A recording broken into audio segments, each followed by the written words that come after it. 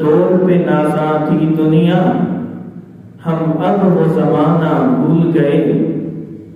गैरों की कहानी याद रही, हम अपना फसाना भूल गए। तकबीर तो अब भी होती है मस्जिद की फिजा में ए अनवर। तकबीर तो अब भी होती है मस्जिद की फिजा में ए अनवर।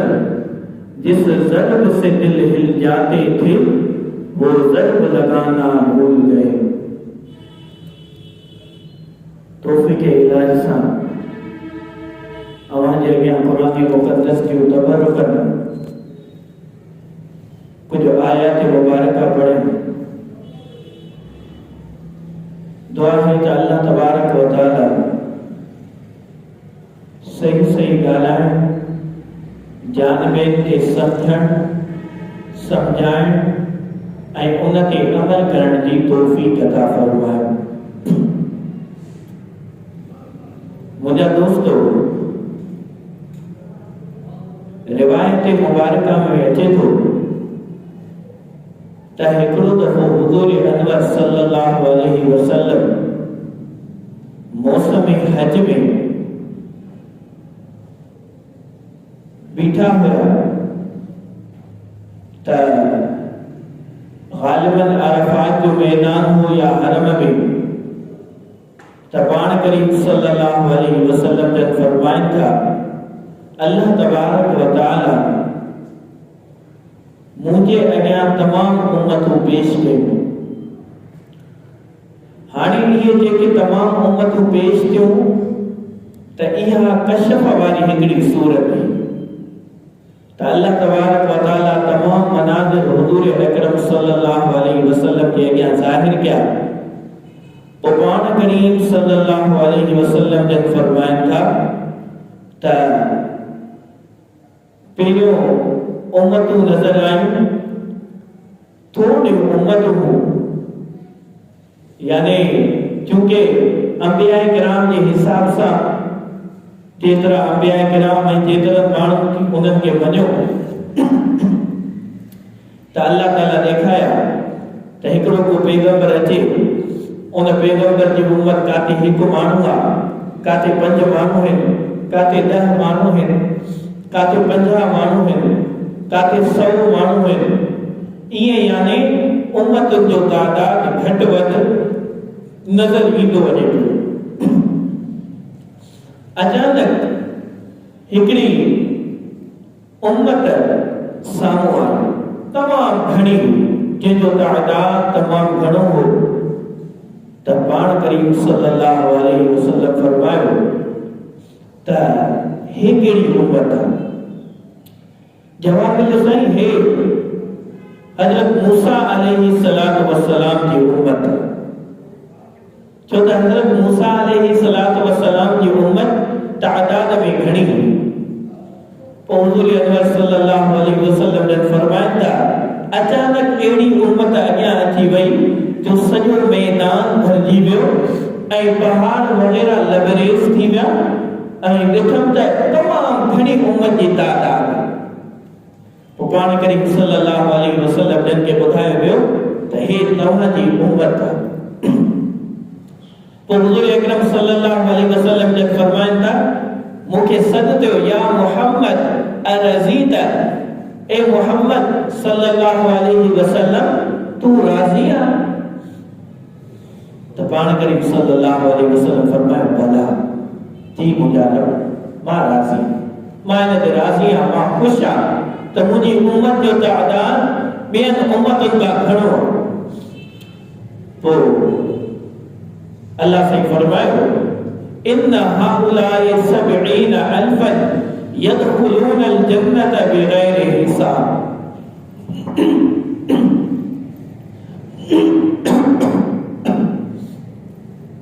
त हिननि मां 70,000 अहिड़ा माण्हू आहिनि जेके बग़ैर हिसाब किताब जे जन्नत में दाख़िल थींदा। 70,000 अहिड़ा माण्हू। हाणे इहे 70,000 वाकई अघ या 70,000 हिकिड़ो घणनि जो तादाद आहे। जीअं असां चवंदा आहियूं न के माण्हू खे तकलीफ़ हूंदी आहे, 3-4 बीमारियूं हूंदियूं आहिनि, बाबा शुगर बि आहे, खंघि बि आहे, अखि में सूर बि आहे, पोइ चवंदा यार मूंखे 100 बीमारियूं आहिनि। हालांकि 100 बीमारियूं त न हूंदियूं, बसि तादाद घणाई बार ॿुधाइणो हूंदो आहे। त इहो तादाद जेको आहे ॿुधाइबो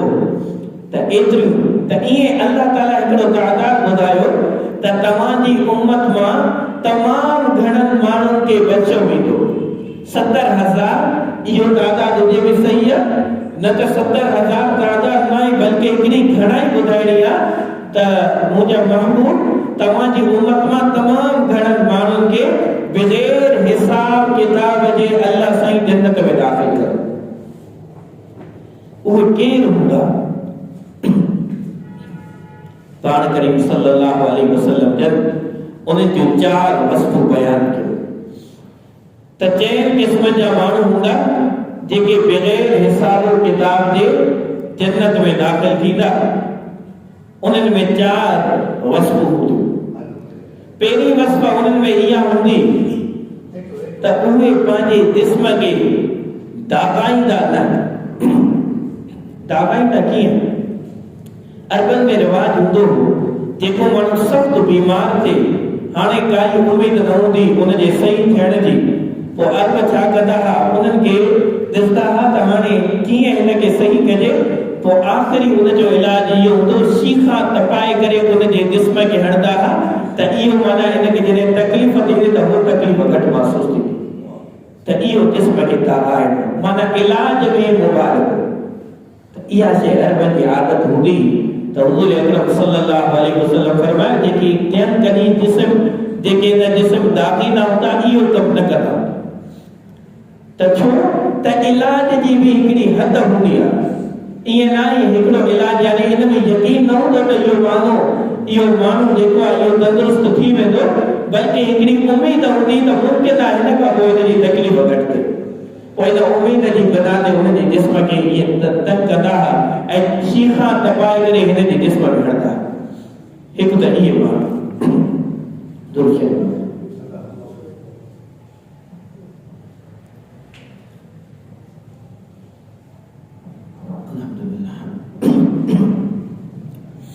त इहे जेका आहे इन जी पहिरीं वस्तु।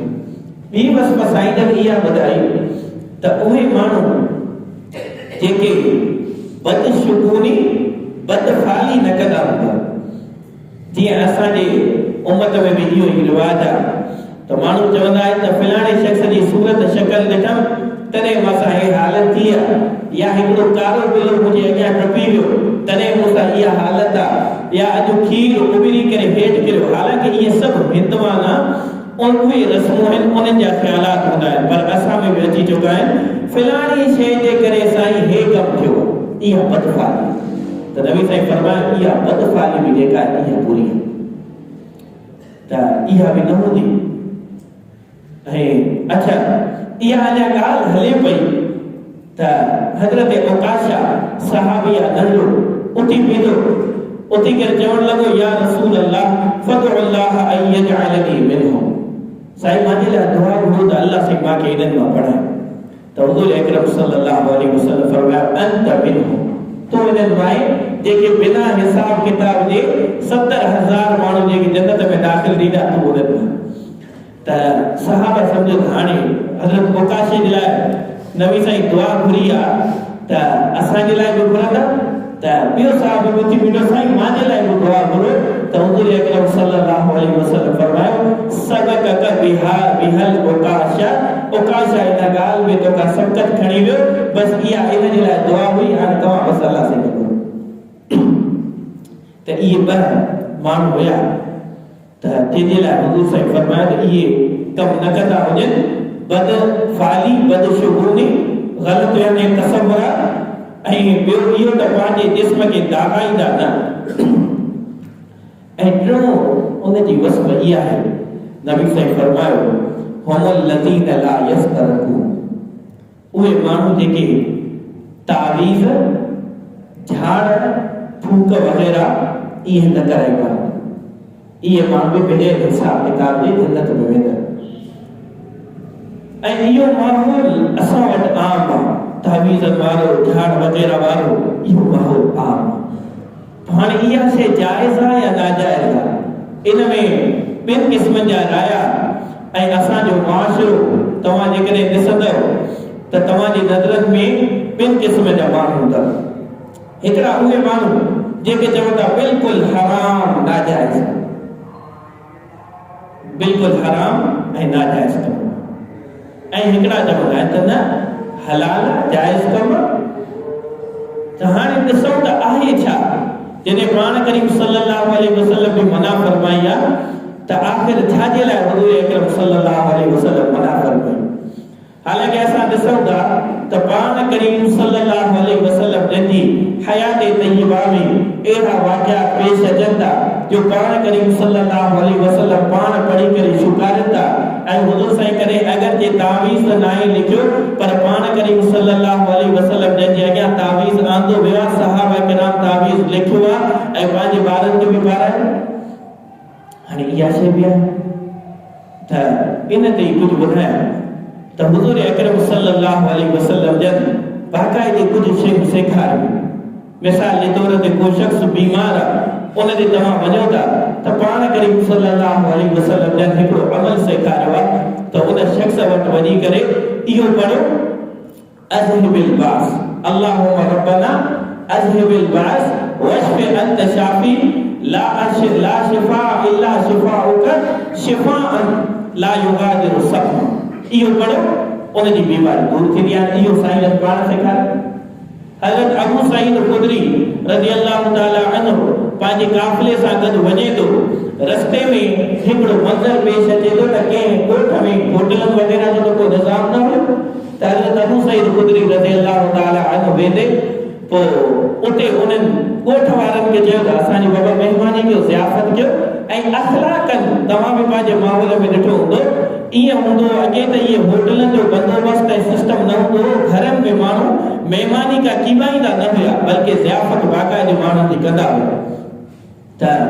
हज़रत अबू सईद खुदरी रज़ियल्लाहु ताला अन्हु वारनि उन्हनि खे चयो त असांजी महिमानी कयो उन्हनि ॾिठो मुस्लमान आहिनि हू मुतशद्दिद ऐं मुतअस्सिब माण्हू हुया उन चयो असां तव्हांजी महिमानी न कंदासीं त सहाबा किराम चयो ठीकु आहे महिमानी नथा कनि असां न हूंदा इंतज़ारु कयूं था अलाह भलो कंदो त कुदरती उन जे सरदार खे के नाग ॾंग हुयो नाग ॾंग हुयो हर क़िस्म जो इलाज कयूं नाग को ज़हरीलो हुयो उन जो सरदार जो को इलाज न पियो थिए त उन चयो हाणे छा कजे चयो भला ईअं कयो को झाड़ वारो हुजे को पढ़ाई वारो माण्हू हुजे उनखे खणी वञो त मालूमात कयूं त इहे जेके नेक बुज़ुर्ग लॻनि था इन्हनि खां वञी पुछा कयूं त विया हज़रत अबू सईद खुदरी रज़ियल्लाहु ताला अन्हु वेठो सभु सहाबा वेठा उन जे अॻियां चयूं त साईं असांजे सरदार खे नाग ॾंग हयो आहे तव्हां मां कोई आहे जेको हुन ते पढ़ाई करे त हज़रत अबू सईद खुदरी चयो हा मां पढ़ाई कंदो त चयो साईं हलो चए तव्हां मुंहिंजी असांजी महिमानी का न कई हालांकि इहो कमु त शराफ़त जे ख़िलाफ़ अगरचे मां हलंदुमि पर हेतिरो तव्हां खां मुआवज़ो वठंदुमि त उन चयो ठीकु आहे मुआवज़े में असां तव्हांखे ॿकरे जो घोड़ो रेवड़ ॾींदासीं हज़रत अबू सईद खुदरी रज़ियल्लाहु ताला अन्हु वियो वञी करे उन जे मथां सूरतुल फातिहा पढ़े उहो सरदार बिल्कुलु सही थी वियो हाणे परेशान थियो त मां त हिननि खां जेका शइ वरिती आहे इहा शइ असांजे लाइ हलाल जाइज़ आहे या न आहे त हज़रत अबू सईद खुदरी का बि शइ इस्तेमालु न कई हुज़ूर अकरम सल्लल्लाहु अलैहि वसल्लम वटि विया साईं मां हे कमु कयो आहे नबी साईं फरमाया तोखे कीअं ख़बर पई त हिन में अलाह साईं इलाज रखियो आहे चवणु लॻो साईं जॾहिं हुन जे ग़लति क़िस्म जे मंत्रनि में इलाज आहे त मूंखे यकीन हो त रब जे कलाम में बि इलाज आहे तॾहिं मां सूरतुल फातिहा पढ़ी ऐं उनजो इलाज थी वियो उनजो इलाज थी वियो त मुंहिंजे लाइ हे जाइज़ आहे त मां ॿकरियुनि जो रेवड़ पाण रखां हुज़ूर अकरम सल्लल्लाहु अलैहि वसल्लम फरमाया हा तुंहिंजे लाइ जाइज़ माना ता जेको झाड़ फूक जो को मुआवज़ो वठे थो त मुआवज़ो बि जाइज़ थी वियो हुज़ूर अकरम सल्लल्लाहु अलैहि वसल्लम हिन जी इजाज़त ॾिनी ऐं एतिरे क़दुरु हज़रत अब्दुल्लाह इब्न उमर रज़ियल्लाहु ताला अन्हु जी रिवायत में आहे त हुजूर अकरम सल्लल्लाहु अलैहि वसल्लम जन सहाबा किराम के खुसूसन हजरत अब्दुल्लाह इब्न सलाम रज़ियल्लाहु ताला अन्हु जेको अद में यहूदी हुयो, यहूदी थियण खां बाद में उहो मुसलमान थियो त यहूदी जादू ते वॾो एतमाद ऐं यकीन रखंदा हुआ त कोशिश कंदा कहिड़े न कहिड़े नमूने हजरत अब्दुल्लाह इब्न सलाम रज़ियल्लाहु ताला अन्हु खे तकलीफ़ पहुचायो, पोइ छा कंदा जादू कंदा रहंदा। पोइ हुजूर अकरम सल्लल्लाहु अलैहि वसल्लम जन उन्हनि खे हिकिड़ो अमल सेखारियो हो त अल्लाहुम्मा अऊज़ु बिकलिमातिल्लाहि ताम्माति मिन शर्रि मा खलक़, अऊज़ु बिकलिमातिल्लाहि ताम्माति मिन शर्रि मा खलक़ वल्लाहु खैरुल हाफ़िज़ा वल्लाहु अरहमुर राहिमीन। त इहे कलमात साईं जन उनखे सेखारिया त हज़रत अब्दुल्लाह इब्न सलाम फरमाए तो जेकॾहिं मां इहे न पढ़ां त उन जो जादू माते बाक़ाइदे असर करे। पोइ इहे कलमात मां पढ़ंदो पोइ हज़रत अब्दुल्लाह इब्न उमर रज़ियल्लाहु ताला अन्हु फरमाए तो त मां पाण ऐं जेके मुंहिंजे ॿारनि मां पढ़ी सघंदा हुआ त उन्हनि खे मां इहे कलमात रोज़ पढ़ाईंदो त जीअं मुसीबतुनि खां बलाइनि खां उनजी हिफ़ाज़त थिए। बाक़ी जेके नंढड़ा ॿार न पढ़ी सघंदा हुआ त तावीज़ ठाहे करे उनजी गिची में पवंदो। त इन मां साबित थियो त तावीज़ जाइज़ बि आहे। पर पोइ जेके साईं जन हिते फरमाइनि था त उहे माण्हू जेके तावीज़ वग़ैरह झाड़ फूक ते एतमाद ऐं यकीन न रखंदा उहे बिना हिसाब किताब जे जन्नत में वेंदा। त इन मां मुराद उहे आहिनि जेके ग़लत क़िस्म जा मंतर, ग़लत क़िस्म जा जादू वग़ैरह ऐं ग़लत क़िस्म जी झाड़ फूक कंदा आहिनि। इहा शइ ग़लति, इहा शइ ग़लति। अलबत छा कंदा त उन्हनि खे अजीब क़िस्म जा मंतर ज़ुबान ते चढ़ियल हूंदा, उहे माण्हुनि खे लिखी बि ॾींदा ऐं पढ़ी बि ॾींदा। पोइ शैतान वग़ैरह उनजी मदद कंदा। कीअं? ॾिसो हे जेको कारखाने हयात अल्लाह साईं ठाहियो आहे न, हर शइ में हिकिड़ी अल्लाह साईं ताक़त रखी आहे। इंसान में भी ताक़त आहे, जानवरनि में भी ताक़त आहे, ॿियनि हैवानात में भी अल्लाह साईं ताक़त रखी आहे। त ईअं ई जिन्हनि खे भी अल्लाह साईं हिकिड़ी ख़ासि ताक़त अता कई आहे, उनजे ज़रिए उहे ग़ाइब थी सघंदा आहिनि। कोई इंसान चाहे त मां ग़ाइब थियां, ग़ाइब नथो थी सघे, पर जिन ग़ाइब थी वेंदा आहिनि। कोई इंसान चाहे त हितां उतरी करे मां ॿी जॻह ते हलियो वञा, नथो करे सघे, जिन इहो कमु करे सघनि था। पोइ इहे जिन छा कंदा हुआ, माण्हुनि जे अक़ीदे खे ख़राब करण लाइ, उनजे अक़ीदे में बदबातनी पैदा करण लाइ, पोइ उहे चवंदा त तुंहिंजी फलाणी शइ तोखे ॻोल्हणी आहे, चए हा मूंखे ॻोल्हणी आहे, चए पोइ असांखे अल्लाह साईं जेका ताक़त ऐं जादू ॾिनो आहे उनजे ज़रिए असां तुंहिंजी मदद कंदासीं, तूं हे कलमात चओ, पोइ ग़लति क़िस्म जा कलमात पढ़ाई। पोइ अहिड़े क़िस्म जा तावीज़ नाजाइज़। पोइ जेके तावीज़ जाइज़ आहिनि उन जे लाइ बि ॿ शर्तूं। हिकु शर्त इहो आहे, उहे तावीज़ जेको लिखी ॾे थो ऐं जेको लिखराए थो उनखे ख़बर हुजे त इहो छा थो लिखे। जीअं काफ़ी तावीज़ हूंदा जंहिंमें हूंदा या जिब्राईल या मीकाईल या फलाणो फलाणो, त या अल्लाह खां सवाइ को बि तावीज़ आहे इहो हराम नाजाइज़। ऐं हर उहो तावीज़ जंहिंजो मतिलबु असांखे ख़बर न आहे इहो बि हराम आहे। छो त मुमकिन आहे इन जो मतिलबु असांखे ॼाण न आहे, इन छा लिखियो आहे, मता हिन में के शिरकिया कलमात हुजनि, अल्लाह साईं जी का गुस्ताखी हुजे, हुजूर अकरम सल्लल्लाहु अलैहि वसल्लम जी का गुस्ताखी हुजे, त अहिड़े क़िस्म जो तावीज़ नाजाइज़ हराम।